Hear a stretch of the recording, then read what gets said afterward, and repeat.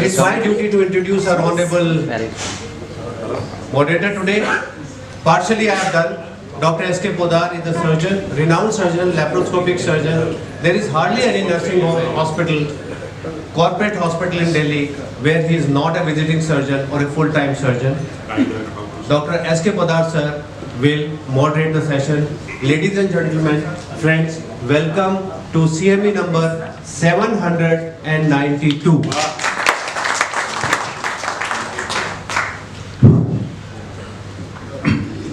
Thank you, Dr. Chauhan. So today's topic is recent advances in liver transplant, which is not commonly discussed in Physician Forum of India. I think first or maybe second time it is being discussed here. And liver transplant surgery is, I think, most difficult among the transplant surgeries. Kidney transplant may be the easiest transplant surgery, but liver transplant surgery is still the most difficult. I think Speaker, our Dr. Gaurav Sood will deliberate on that. Still, hospital mortality rate during first admission is around 10%. And I will request Dr. Gaurav Sood to deliberate on this. How can we reduce the mortality? Because 10% mortality in liver any surgery is very high. Though we know very critical patients are being referred for liver transplant surgery, and major issue is bleeding, I think.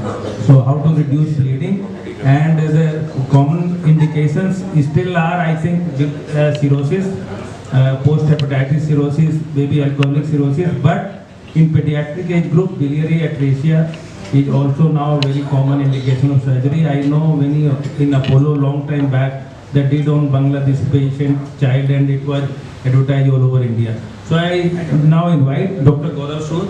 He is a MS and DNP GI surgery. He is Associate Director in Department of Liver Transplant and Hepatobiliary Surgery at PLK Max Hospital. He has experience of 10 years in liver transplant surgery.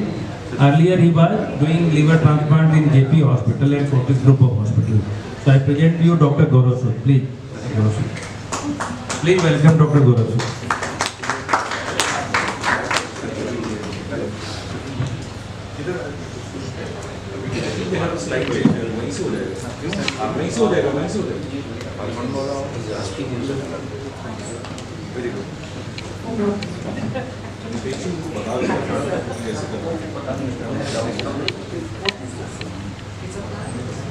Good evening, ladies and gentlemen, and thank you for Not audible. Yes. Not audible. On कीजिए. पास थोड़ा. hello, yeah. Good evening, and thank you for the warm welcome. Sir, अभी भी audible नहीं. थोड़ा आवाज तेज करो.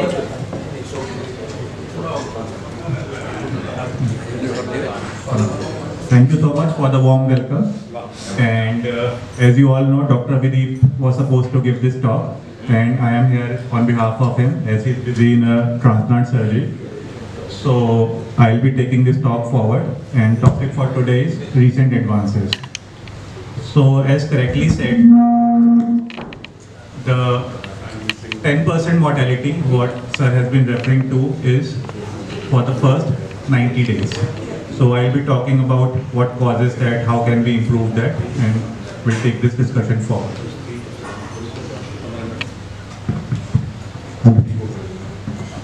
So the burden of liver transplant has been increasing over the years, and total deaths worldwide from cirrhosis and liver cancers has been increasing. There are multiple causes of cirrhosis, as you all know, and they have been changing over a period of time. So more than 100 million people in the world at this point are affected with cirrhosis, and this viral disease earlier was the main cause of this, but as I said, it varies from region to region and from country to country. So the scene in India, about 2 lakh Indians die of liver failure every year, and chronic liver disease is the 7th most common cause of death in India medically for all the medical problems. And it accounts for 1/5 of the global liver cirrhosis toll. The causes, viral hepatitis is the most common. In some countries, viral hepatitis is prevalent from an earlier age group. In CIS countries, Uzbekistan, Kyrgyzstan, even 10-year-old child, 13-year-old people have this hepatitis B and D infection. In Southeast Asia, hepatitis C is more common. Alcohol is a ever prevalent problem responsible for 20 to 30% of the cases. And some other cases like autoimmune disease, primary biliary cirrhosis, primary sclerosing cholangitis, they all cause liver cirrhosis. Recently, the main focus is on NASH, non-alcoholic liver steatohepatitis, and its incidence in mortality has been rising. In kids also, 3 to 10% of normal weight kids, they have NASH. So it doesn't mean you have to be obese to get NASH. NASH is a inherited and congenital and environmental disease, if you may call it so. Polycystic disease, liver, biliary atresia, metabolic disorders, they all cause cirrhosis in kids. So why do a liver transplant? What is the function of the liver and which all organs are affected? So liver affect almost all the body functions, hepatic encephalopathy, causing neurological disorders, jaundice we all know, and all these are clinical symptoms which we are all familiar with: hypogonadism, gynecomastia in males, and the 5 most common are ascites, encephalopathy, HRS or hepatorenal syndrome, and muscle wasting, pedal edema. So this is all the things that happen because of failed liver. So what exactly is liver transplant and why is it so successful nowadays? In liver transplant, this is the right lobe, this is the left lobe, and what we normally do is we take the right lobe in adults. So people often ask us, how much liver will you remove? So the answer is not 30%, answer is 70%. 30% is left behind and 70% can be taken out from a donor and given in a recipient. The beauty of liver is that it regenerates in donor as well as the recipient. So leaving a minimal amount, that is 30%, is not an issue if it is computed correctly. So how did it all start? The journey of liver transplantation was started in 1963. Dr. Thomas Starzl, we all know him and respect him. He did the initial 3 transplants and unfortunately none of them survived. It is a story of remarkable achievement and ongoing challenges. In India, the Organ Transplantation Act was passed in 1994 and the first DDLT was attempted in 1995. But unfortunately, the patient did not survive, and after some few more attempts, the first successful DDLT, that is the deceased donor liver transplant, was completed in 1998, and first successful living donor liver transplant was completed in November 1998. After 1998, the journey of liver transplant was not so smooth, and a very few cases, only 131 liver transplants were performed till 2004. They all had poor outcomes, increased blood loss, and after that, with gaining experience and expertise, by 2007, 318 liver transplants were performed, and this number has now gradually increased to 7,500 by 2015. So there are 2 main centers in India now. Those centers which are performing living donor liver transplant like ours and most of the centers in North India, because of lack of education and lack of cadaveric donations. And now in South India, Chennai, Hyderabad, Bangalore, the number of DDLTs has considerably increased. It has increased so much that living donor is not required there, which is a very good thing and something that the northern states can learn from.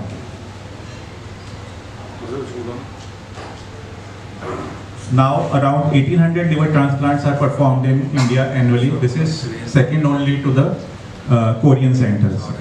In India, we now have 90 to 100 active liver transplant centers. Majority of the patients are males and adults, and living donor liver transplant still forms the bulk of the transplants which we have been doing. But still, the burden is quite large. Annually, 30,000 liver transplants are required in India, and we are performing less than 10%, even still. 12,000 people die annually who are in need of liver transplant but cannot get it. And shortage of organ availability, experience centers, and economic problems are also there. So, does having cirrhosis means that a person requires liver transplant? No. There are some criteria in which we can decide who will need a liver transplant and who can be continued on medications. A MELD score, that is the model for end-stage liver disease, This is a complex formula in which we can calculate the scoring systems, and a MELD score of 15 or a child Q class B or C patient will require a liver transplant. There are some decompensations, as I mentioned, like ascites, hepatic encephalopathy, pedal edema, and more significant renal injury, which is indication for transplant. If the patient has hepatocellular carcinomas, which is within some fixed criteria, those patients will require a liver transplant. And fulminant hepatic failure, like the one we are having right now. So these are all some indications of having a liver transplantation. Rare conditions, Budd-Chiari syndrome, metabolic disorders, biliary atresia, these are other few indications. And a patient should start having evaluation at least when he has decompensation, like ascites, hepatorenal syndrome, encephalopathy, GI bleed. So even if we are not contemplating liver transplant at that time, the person should be made aware that you will require it or you might require it, and he or she has to prepare mentally for it and get it at the earliest and the right time. So how do we get the donor?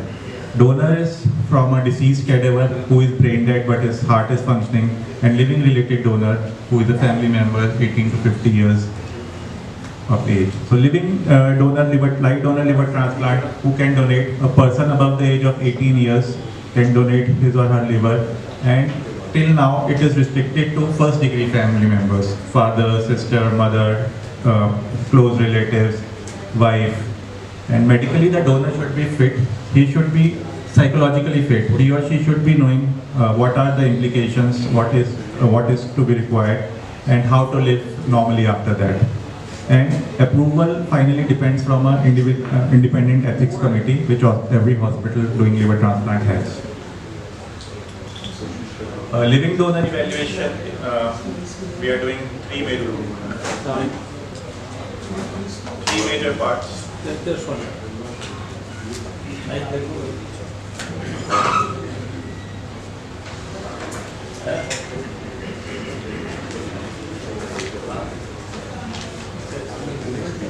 आप continue करो, कोई नहीं आएगा।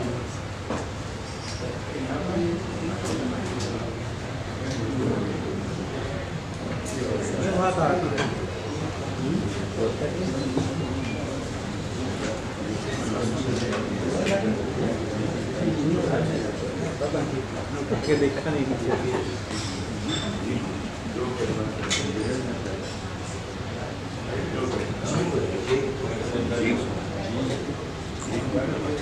Battery खत्म हो गई, mic की battery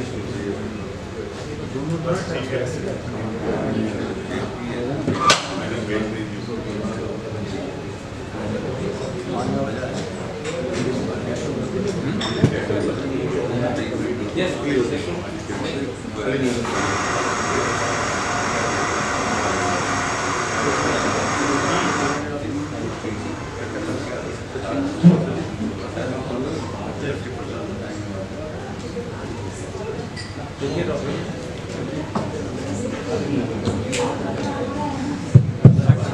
Thank you very much. So living donor evaluation we are doing in three major parts. One is the medical evaluation, or the blood test, whether the patient is having abnormal liver functions or not. Next is the surgical planning and the radiological planning.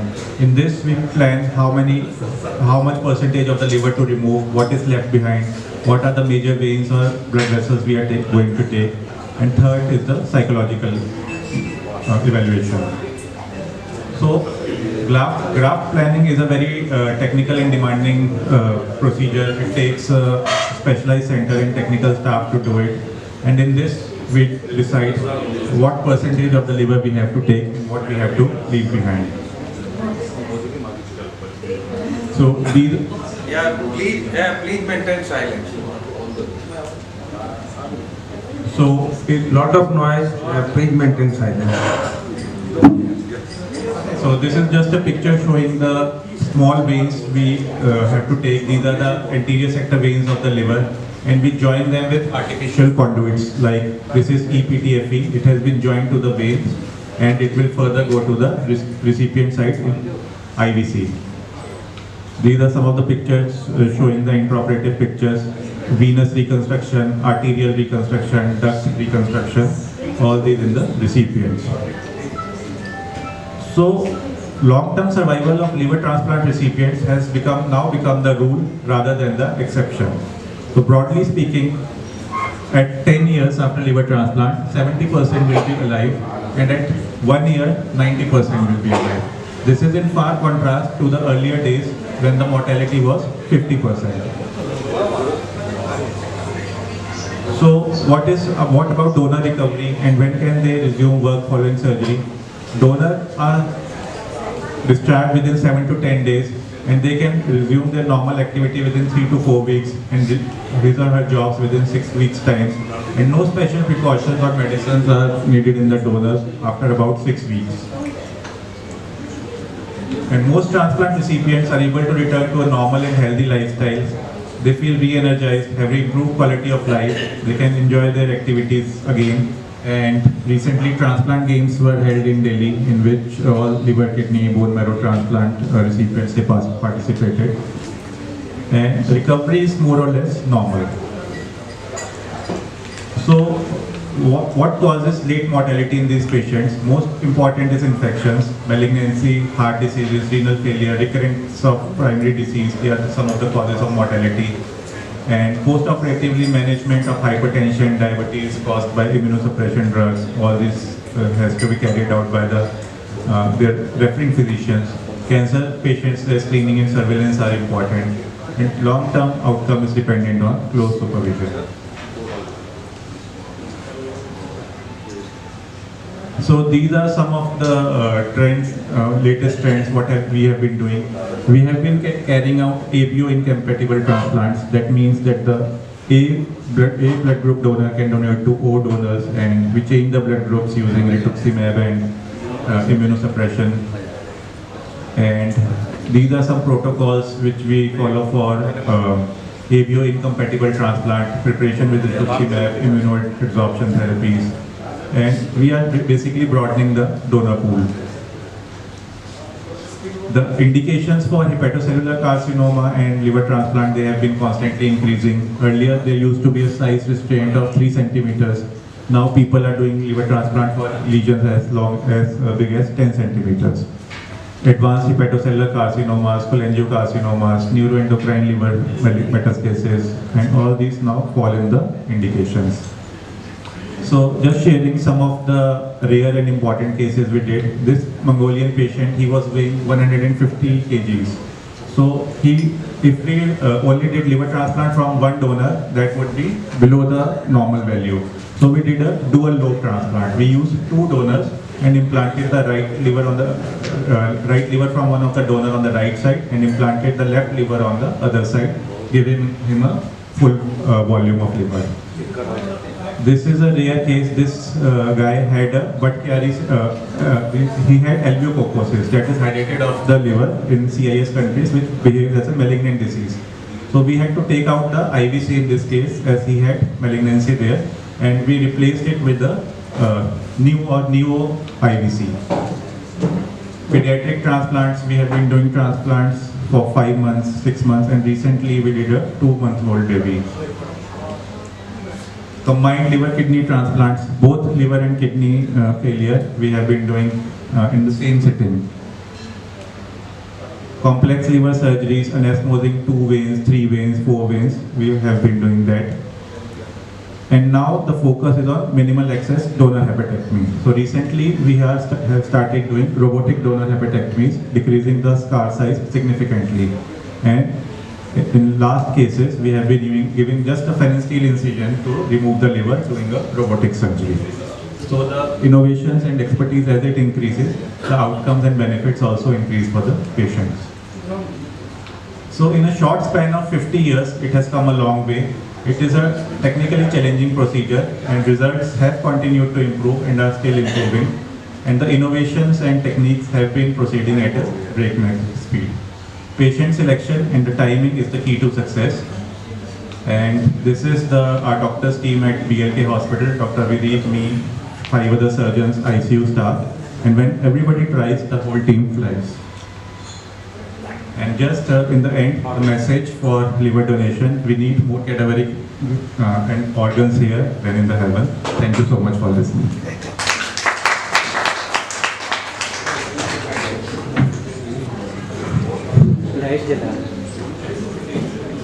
Thank you, Dr. Gaurav. I think I will say brief presentation on liver transplant and some advances in liver transplant surgery. So you said robotic retrieval from a donor. So in how many cases you have done robotic donor retrieval?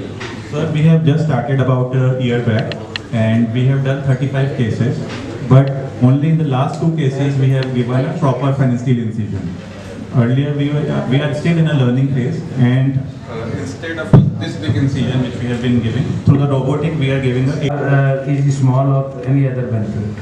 lateral incisions, as you know, the subcostal incisions, they are nerve cutting incisions. So we are avoiding cutting the nerves. The donor stay has decreased by 2 days, and there is less nausea, vomiting. All the benefits of laparoscopic surgery and robotic surgery are being passed to the donors. And what is the mortality rate in donors? Zero mortality, no mortality there. Because this cannot be accepted. If you have mortality even 0.1% in donors, people will not accept it, because if the donor program will fail ultimately. The cadaver program is already non-adjacent in North India, as you said. So, and particularly in a particular community, they never donate. So it was discussed in some CME also. So we have to do a lot of education for the general public also. But anyway, I invite questions from the audience, because we have many stalwarts who will at least take half an hour, and you have to be prepared well to answer their questions. So, except you can start. Already you have one mic with you, Dr. Tulsi. Thank you, Dr. Poddar and Dr. Gaurav. Those were nice insights on liver transplant, and thank you for taking over from Dr. Chaudhary, who was unavailable. So, liver after kidney is probably the second most commonest transplant. And you said 70% of the liver. Yes, sir. But I believe that just a segmental portion of the right lobe is enough to be transplanted. Your words. So, sir, this I'll just go through the ages, how it happened. So, earlier liver transplant was done in kids only, because there was concern that it will take too much of the liver, it will harm the donor, and they started taking the smaller left lower segments. So, what they realized over a period of time is that this is something called graft to body weight ratio, GRW1. So, that was fixed at 0.8. That you have, like in a 100 kg patient, if you give 800 grams of liver, only that will work. If you give 700, it will fail. So as experience was gained, it was shown that it is not the size that matters. It is the flow dynamics. How the portal vein is, how much the portal flow is, what injury is it causing. So if you even give a 600 gram liver to a 100 kg patient, it will work if you alter the flow dynamics. Like what we do is we ligate the splenic vein.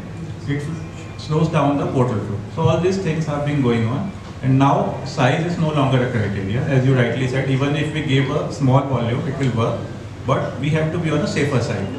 So taking donor safety into consideration, we can give around 0.8 to 0.7 is the GRWR what we practice. So why I said that was probably if you take just a segment of the right lobe, you could probably, give to 2 recipients instead of 1. So that is not very easy, sir, to cut, because it is the anatomical borders we are following. We are following the veins. We have to give an outflow. So if we have to, and taking out a posterior segment is not easy. So what you are talking is in situ liver transplant. Yes. It is done when we have a cadaveric graft. We have a whole liver. We take out the left lobe, we give to a smaller kid. We take out the right lobe, we give to an adult. And in this way, we can give 1 liver to 2 people. Right. So to further to my questions would be ALD 32%, HCV 12%. Reverse was true a decade back. Now, because of highly active HCV therapies, we probably have less HCV and we can control HCV infections. Very right. So just a word on that. Yes. So it depends on the regions, as I said. In Cambodia, Southeast Asia, HCV is still at Burma, HCV is still very prominent. Medicines have not reached there. Right. In yeah. Yeah. So donor dying due to COVID.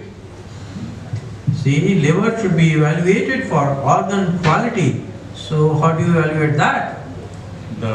After a patient dies of COVID, Yes. organ quality, we first is the visual inspection. Basically, we have to rule out fat in the liver. Whether the liver, we do the basic. No, I'm talking about COVID infection. So is it a no-no or you could transplant a COVID patient's liver? COVID is a very recent thing and we haven't really done that, and I don't know what the literature is on that. Right. So they said probably just evaluate for organ quality and that would be good enough. Sir, just a word on the primary graft failure. It's a very serious concern. And 3 to 7% and the patients decompensates very quickly. So a new graft must be put immediately. Sir? So this is the data from deceased donors. Right. Deceased donors, what happens is, there is a death in Chandigarh. We bring the graft from Chandigarh. So cold ischemia time increases. Cold ischemia means that time liver remains in the ice. So in living donors, there are two separate OTs. We time our surgery in such a way that the liver is out here and the donor liver comes. There is no cold ischemia. So in living donor liver transplant, the rate is probably 1 to 2%. And as you rightly said, in deceased donor, it is a serious problem. So to further my question, the organ viability, Dr. Poddar would know. So heart and lungs 4 to 6 hours, kidneys 36 hours, Kidney is more than a day. and liver, they said previously 12 hours, now extended to 27 hours. Just a word on the viability. Yeah, because of now we are using machine perfusions. Earlier we used to do hand perfusions with just put the HTK solution through the liver. Now very beautiful machine perfusions have come up which can increase this time of the liver surgery. My last few questions. 70% of the CRC develop liver mets, and the survival is just 10%. Now with LT or liver transplant, it has risen to 56%. 56% of the people of CRC with liver mets are alive. Just a word on that. Yes, the earlier, because of all these new medicines and targeted immunotherapy, as such the survival has increased and selected liver resections can be offered to these patients. If both there are multiple lesions in both the lobes, I would not say that it is done in all patients, highly selected patients. Liver Right. transplant is offered. Right. Neuroendocrine, there are very good results. Wonderful. So my last two questions would be, Last one. last two questions would be, any concerns on long-term immunosuppressants? Yes. See, increased rates of de novo malignancy and recurrent hepatocellular carcinoma, the rates of oncogenesis can be halved if you probably minimize the calcineurin inhibitors which are used. Sir, a word on that. So very rightly said, and active research is going on there. So what we do is we start initially on a 3-drug regime: calcineurin inhibitors, mycophenolate, and steroids. By the end of 1 year, we are left with 2. We'll omit the steroids. We keep mycophenolate for another year. And tacrolimus, although there have been studies showing that it can be decreased, but liver rejection you have to prevent, and we start on a very low dose. After 5 or 6 years, there is a low dose tacrolimus. I wouldn't say we have stopped it. We have tried in 1 or 2 patients, didn't work, but ongoing research is there. So finally, rejections. So we have acute rejections, we have our gastroenterologist friend is here. So we have acute rejections and chronic rejections, Dr. NK. And so treated with what? High dose or pulse steroids and probably changing the immunosuppressants? High dose pulse steroids, and after that there are new OKT3 inhibitors, monoclonal antibodies, all those therapies. Wonderful, sir. Thank you. Yes. Sir, unlike his endless questions, I have only 10. And And after TDS, I will ask only 6. But extra one question from his collateral that HIV and COVID, both are viral and both are treatable. If a person dies of COVID, otherwise also, if he was alive, his liver was not going to fail. So I think the liver is one organ. Although these are new things, we don't know much about it. I don't think liver will be rejected due to COVID. Otherwise also, COVID is treatable. So as Most you of us. said, organ evaluation, Yeah. how much fat is there probably needs to be We'll just do the evaluated. LFTs. LFTs are okay. We'll proceed. Do a liver biopsy. We can do that. And So Regarding, I think COVID patients be taken as a donor. I think nobody will accept that because it's a very serious disease. मैं ये कह रहा हूँ कि अभी डर लगता है, लेकिन खुल जाएगा. Anyway, sir, my question starts. You said, sir, 70% of the liver is taken from the donor, and then they regrow. So, is a person able to redonate once it has regrown anytime? so I have seen personally 2 patients. Like we donate blood? Yeah. Yeah. So 2 donors came back to us that our father is having again, a father or mother or whoever has a cirrhosis, and I want to donate again. So answer was straight no, Okay. because of the unfavorable anatomy, and risk can be taken only once with the. So majority of the donors were males. Otherwise, though, females are saying that we are head to head and neck to neck together. So is there any reason for that? Males were more donor? Sir, on the slides I showed that recipients were male. Okay. Actually, females are, the number of donors was more in females. No gender bias, I think male, female both willing to donate. I think there is no gender bias. No, let me dwell on this. Probably males to females is fine. Females to males is not, results aren't too encouraging. I think it's a social issue, we will not discuss no, it. it's not a social It's a social issue, it's not a scientific issue. No, it's a clinical Not a issue. social- Tell us. It's a pure social issue. Can the third umpire ask him not to run while there is no run? He is on the non-striking. Why is he running? No, sir. Sir, I will say there is one school of thought which believes that emotions and sentiments also go with the donor. So maybe male to male is okay and female to male, as he's saying. I said male to female is okay. Female to male. ठीक है, sir. I think we should go ahead. Sir, next question is, sir, acute liver atrophy of the liver in pregnancy and autoimmune pregnancy or whatever cause of autoimmune hepatitis, are they also very great concern for transplant or they recover?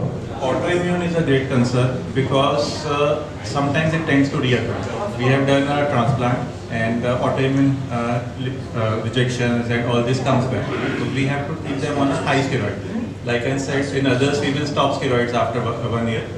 But in autoimmune, we carry it forward. Since we have a psychologist and a psychiatrist with us, what about psychological factors? As you said, at times they are also to be considered.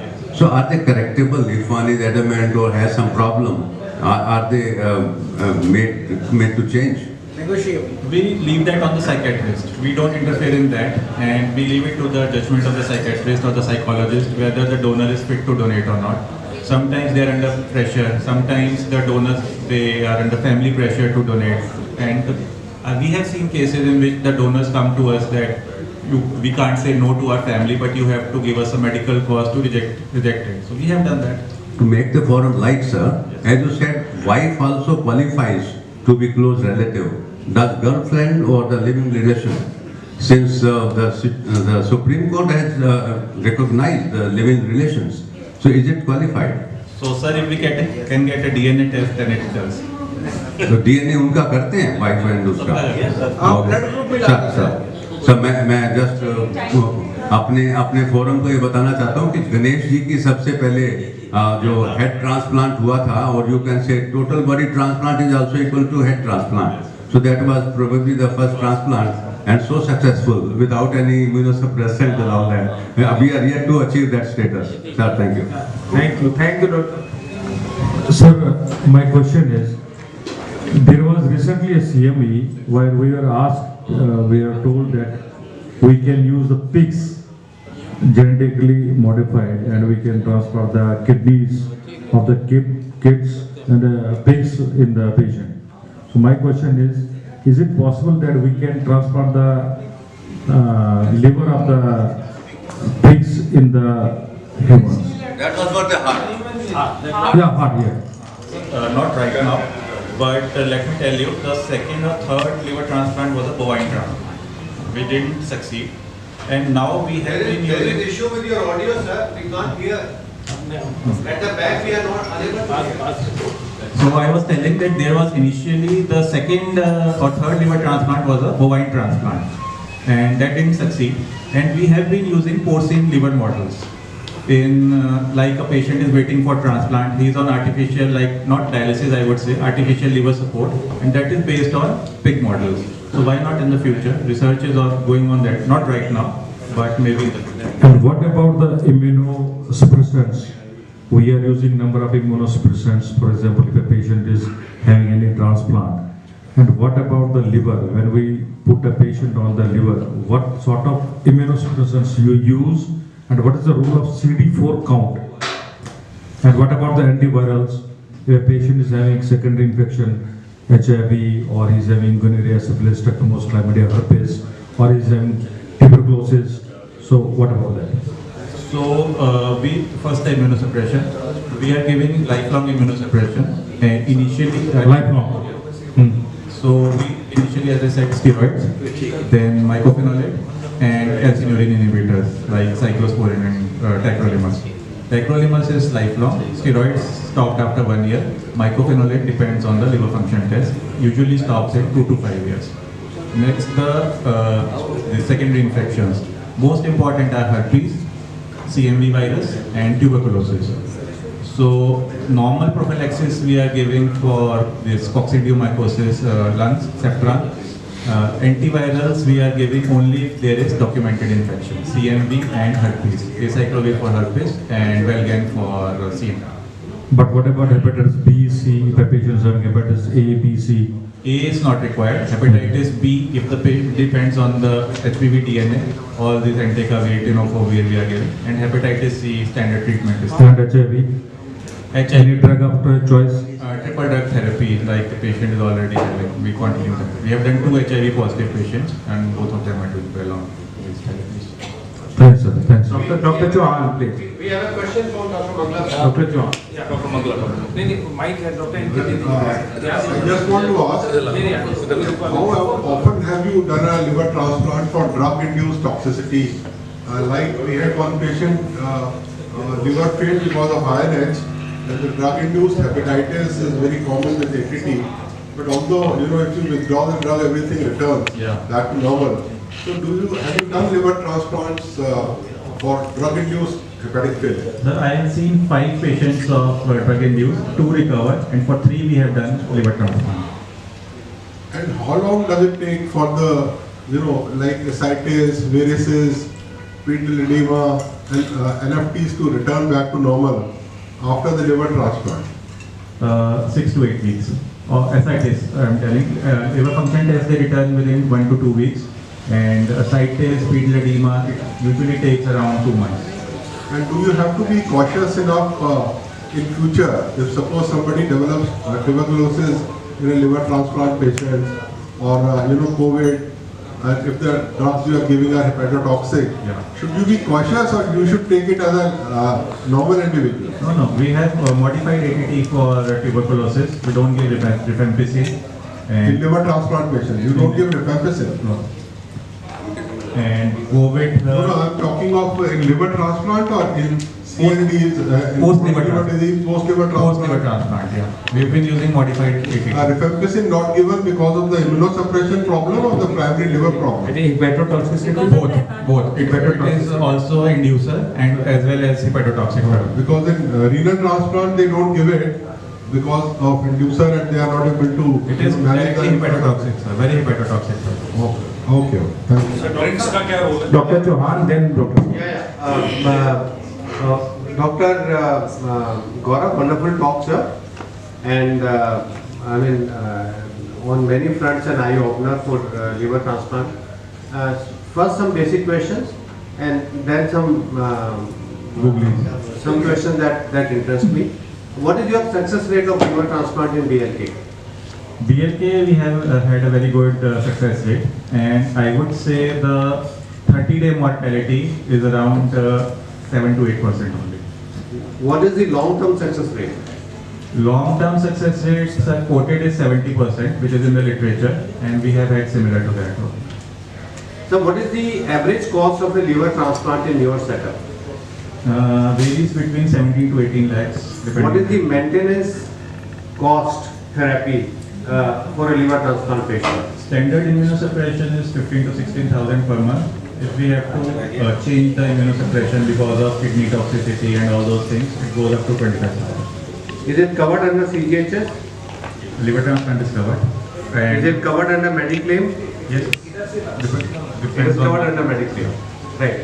Sir, is there any difference in the long-term prognosis, as Dr. Mangla sir asked about drug-induced liver transplant, following liver transplant following a drug-induced liver injury versus a chronic alcoholic liver injury? Is there any difference in the prognosis? no, only autoimmune has a different prognosis, and drug-induced they recover well. Alcohol patients, most of them, they go back to drinking and have liver problems. Sir, we know some of the autoimmune conditions like SLE, etc., where a liver transplant may be required in the long term. What happens to the transplanted liver when the underlying disease is still there? Underlying disease, SLE, I'm not sure what happens. We've had very few cases. I've not seen one case of SLE, so I'm not very sure. But in autoimmune, it comes back. It can present as a rejection, and most of the times we might have to do a retransplant. Sir, I think still one of the commonest indications of doing a liver transplant would be alcohol-induced liver injury.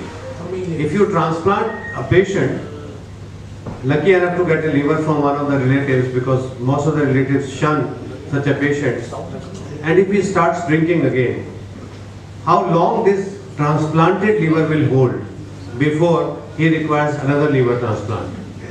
So the new transplanted liver, it will be susceptible to injury at a far greater rate than the earlier liver, because it's a new liver, it's a half liver, it still needs time to grow. So there is no fixed time. Like we've had patients, I've seen 6-7 years also and 1 year also. So I'm not very sure that there is a fixed time. But I would say 20 to 30% people, they go back to drinking. And even a short career, I've seen only 2 or 3 liver failures. So, Sir, suppose we have a die-hard fan of alcohol, and you transplant this guy, and he comes to you in the first follow-up, and he says कि doctor साहब अब ये बता दीजिए, चलो मैंने हम आपको सब सारे पैसे दे दिए, सब कुछ मैंने सर घर भेज दिया, मुझे सर ये बता दीजिए, मुझे किसी चीज में इंटरेस्ट नहीं है, मुझे ये बता दीजिए मैं कितना पी सकता हूँ. So how much do you allow to this patient, sir? तो उसको साइकोलॉजिस्ट के पास ही भेजना चाहिए. डॉक्टर मनीष सरकार के पास. After transplant, recipient, I think is not allowed to take even 1 ml of alcohol. Right. Sir, another question that interests me is we've been through pandemic of COVID, and we've been through pandemics of dengue, malaria, etc. Paracetamol happens to be one of the commonest hepatotoxic drug, although not much understood by our physician friends. What is the maximum dose of paracetamol one can use safely? 1 gram, sir. 1 gram a day? 1 gram 3 times a day. 1 gram 3 times a day, Yeah. 3 grams a day. Yeah, What is the hepatotoxic dose of paracetamol? 8 grams. yeah, around 8 to 10. 8 grams daily. 8 grams. 3 to 4 grams we are using in post-surgery patients, age analgesics. 1 gram TDS is very commonly used, sometimes we have QID also. But I think rightly said 6 to 8 gram each toxic. Also depends on the genetic susceptibility. Some patients will have a Duration also matters. Or if a liver function test is not okay, then even that should not be used. Right, sir. My second question regarding the drug-induced hepatotoxicity is the drug called nimesulide, which had come with a big bang. and was a great success, runaway success, sir. And gradually we started discovering the downside of this medication. One of the commonest, most popular brands of ever made in the history in the Indian drug industry called the Sumo was a combination of nimesulide and paracetamol. And then we started discovering that patient had either a dose-related hepatotoxicity or an idiosyncratic hepatotoxicity. Sir, your experience? No experience. No experience with nimesulide? No. No experience with nimesulide-induced hepatotoxicity? I think I joined liver transplant after nimesulide was banned. Right. So I would request Dr. Shubham Vats. Yes, sir. Just a minute, sir. I was just We are discussing something. He was in queue already. I may be wearing a good coat, but you can't call me like that. Dr. Shubham Vats on nimesulide-induced hepatotoxicity. Yes, sir. Hello. Thank you, sir, to ask me this question. Hello. Anji. So nimesulide, sir, NSAID-induced hepatotoxicity has been common, but it has been idiosyncratic per se. So dose dependent is only with paracetamol, which happens, I would say, above 6 grams, but in India it is not that common. Paracetamol-induced hepatotoxicity is a thing of the West, and in India we have not seen many cases. And UK reporting the King's College criteria that for liver transplant it came mainly for paracetamol initially. And then it changed. And then it changed because I think in the last 5 years we don't have any much data about paracetamol-induced hepatotoxicity from the West also. So it's been changing. Sir, nimesulide was banned way back, and it was one of the non-steroidal anti-inflammatory drugs which had maximum hepatotoxicity, and it was not dose dependent.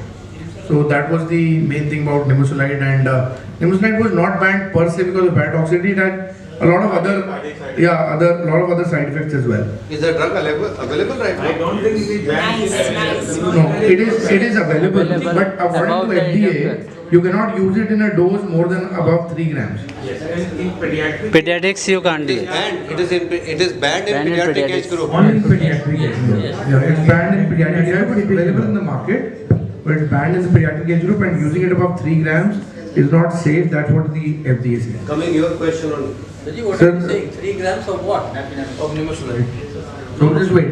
Sir, 3 grams of nimesulide you can't think of. 100 milligram is the Sir, tablet.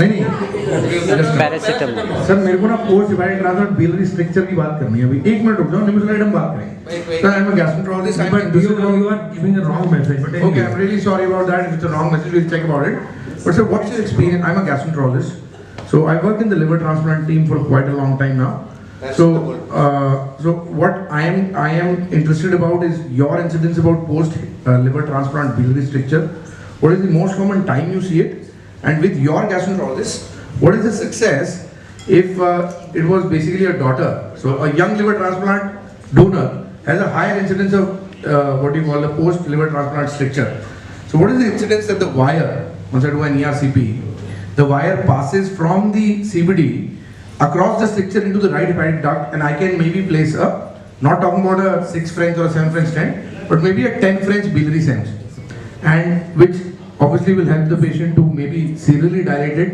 and then maybe reach a SEMS. But what is the incidence of a post liver transplant right duct stricture, a left duct stricture and the success because in my experience after doing around 10,000 ERCPs the problem is with the post liver transplant biliary stricture. Even with a new Terumo, a 0.032 inch diameter, it is very tough for the Terumo to pass it. And Terumo even passes in a cholangiocarcinoma where the hyla is separated. And I can even pass a bilateral SEMS. So in my experience, a bilateral SEMS with, I've been working with Dr. Rajesh Puri at Medanta, Dr. Randeep Sood, and a lot of these people.